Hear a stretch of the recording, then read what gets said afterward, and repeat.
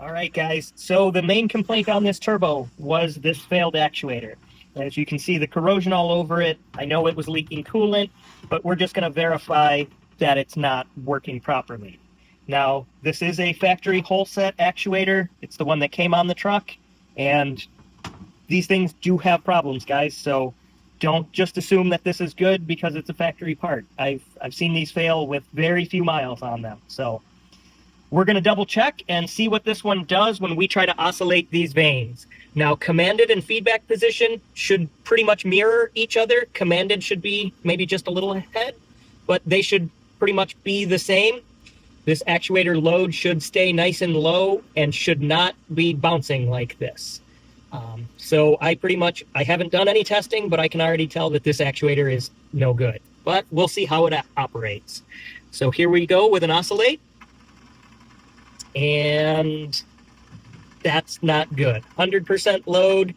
It's trying to get to its 100% position, and it's just pulled up an error code. So we're going to have to stop it from trying to do that, reset everything, and let's see.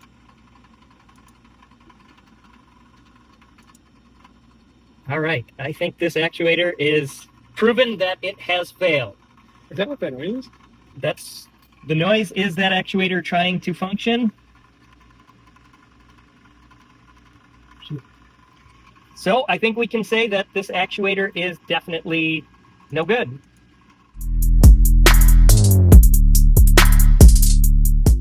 All right, guys, so here is our 2019 Plus Cummins turbocharger and actuator.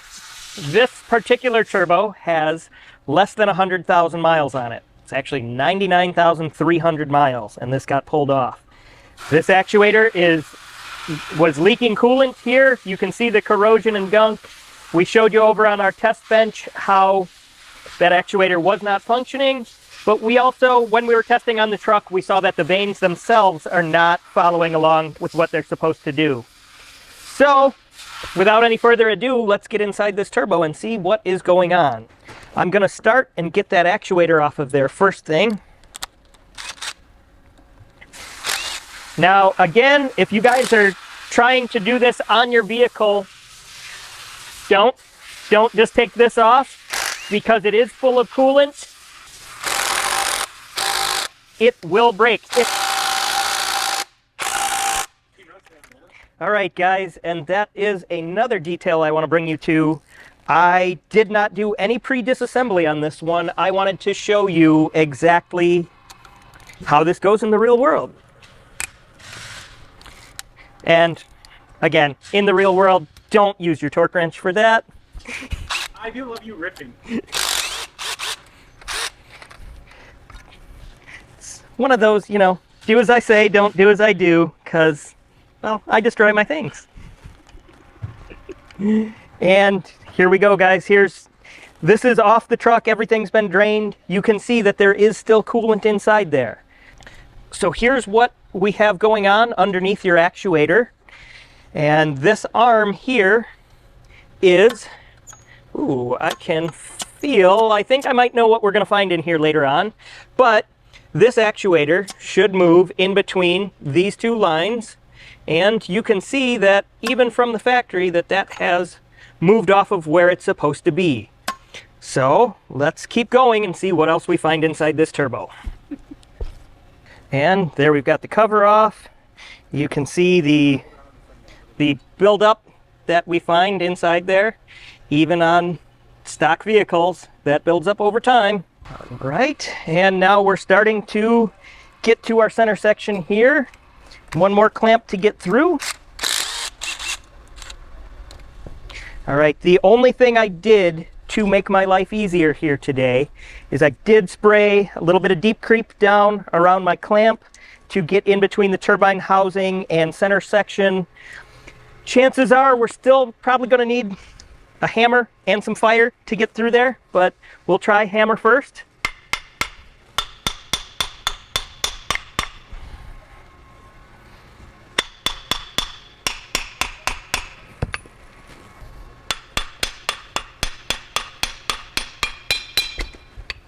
All right, we won today. No fire necessary.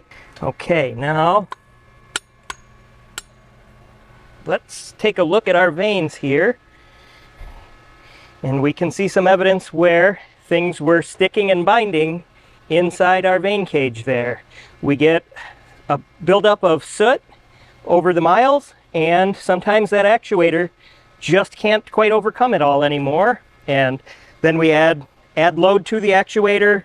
We're adding load inside the turbo, and it'll fight it for a while, but eventually you'll start throwing codes, and this is what you'll see. Those step marks right there start to add up, and what you have inside these is this vane cage moves in and out to expose this extra area for your airflow. So if this can't go up and down the way it's supposed to, you start losing power, throwing codes, having drivability issues. And then if there's carbon buildup in here and your actuator is fighting past that, it also shortens the life of that actuator. So this right here, this buildup of carbon and these marks where we're making contact, and this, we're adding friction and adding friction until the system is no longer happy and can't deal with it. So here's what our turbine housing looks like from all angles. This one here, pretty rusty for a 2019 truck. That's pretty new, and 100,000 miles. That's not the best looking one I've seen, but I think we can get this working again. Now, to show you guys what is inside of one of these turbos, we're going to continue with the breakdown, and we're going to take the rotating assembly out next. All right, so now let's get this nut off of here. If you guys were paying attention, you'll notice that I turned that nut the wrong way, and that's because these threads are left-handed on a turbine shaft. So now we can see the back here. If our compressor seal had failed, we would see a spiral of material coming out, but instead we see almost the opposite. We see things moving in underneath the edge, which is perfectly normal. That's just build up over time. Now let's get the turbine out of here.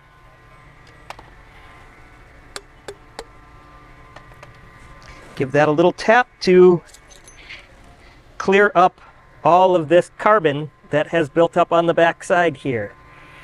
This is what happens in these turbos. We see buildup like this, and it can show up anywhere inside of here, and it, well, does exactly what you would expect buildup that looks like that to do. So let's see our first clue as to, I have a feeling we've got some heat right here that's coming up.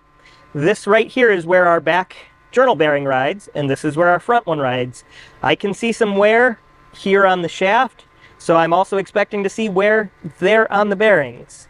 And these sealing rings here on the back side are pretty carboned up at this point. You may very well see this turbo burning some oil, which then, once it starts burning oil, then that just builds that crust that we saw here. And turbos don't generally fail all at once. It's a very slow process over time. Now, we can go ahead and we'll get our journal bearings out of this guy.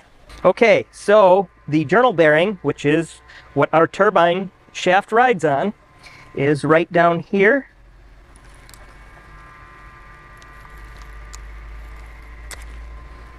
Yeah.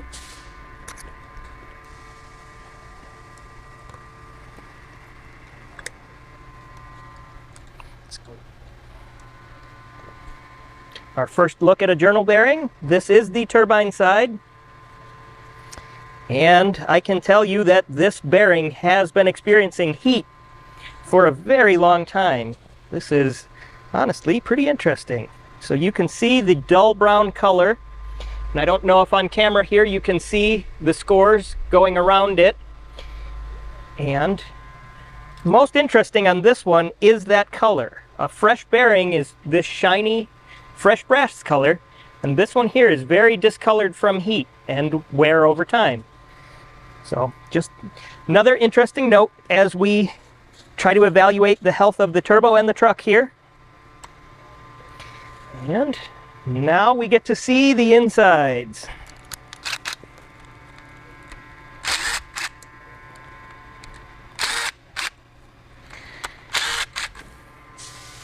And if anybody is curious here, these bolts have a little seal on them because they go through a water jacket. One of them goes through a water jacket.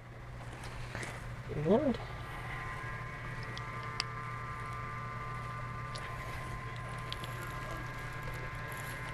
all right, and for the moment of truth, let's see what's inside here.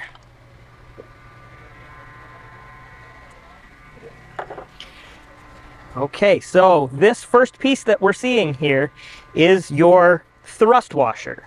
So this is going to take all of your boost and drive pressure that are pushing your rotating assembly back and forth in there. This is the piece that takes all of that pressure.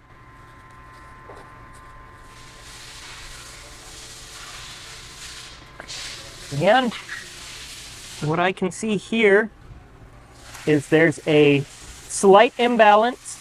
Very, very, very minor. This, for the mileage that it has, this side looks really good.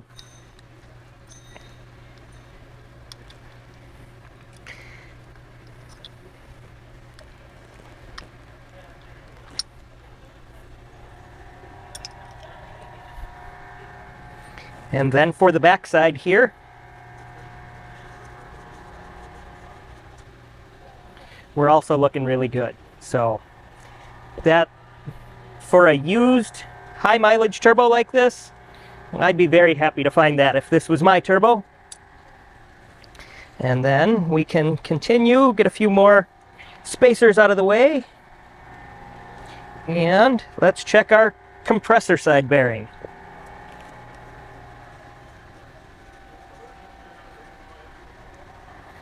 And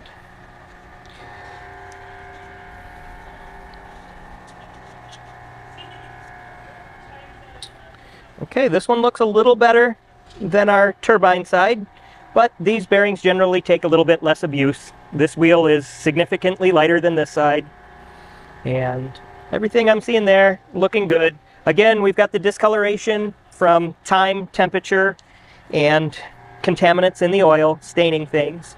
So the next, we're going to get this arm out of here. I just want to check something real quick.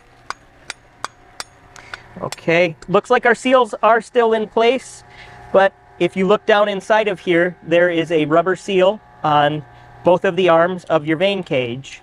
That's another common thing, that those seals can pop back up out of there. I've seen that several times. All right, so now we'll get this guy out of here.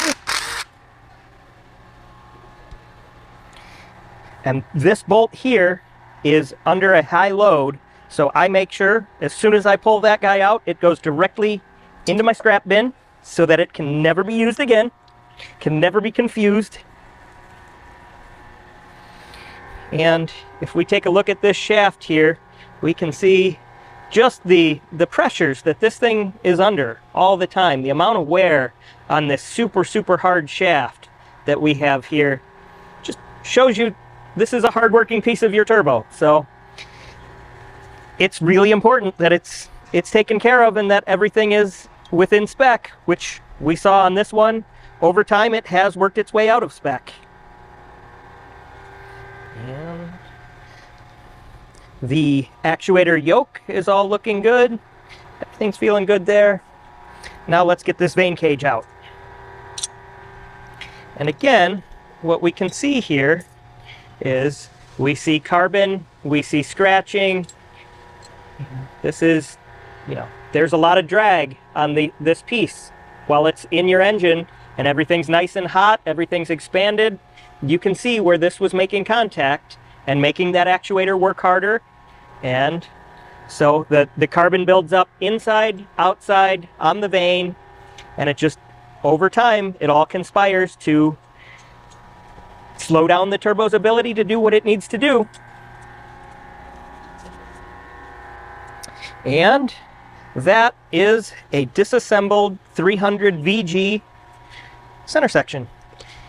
And complete turbo, actually. That's all of it.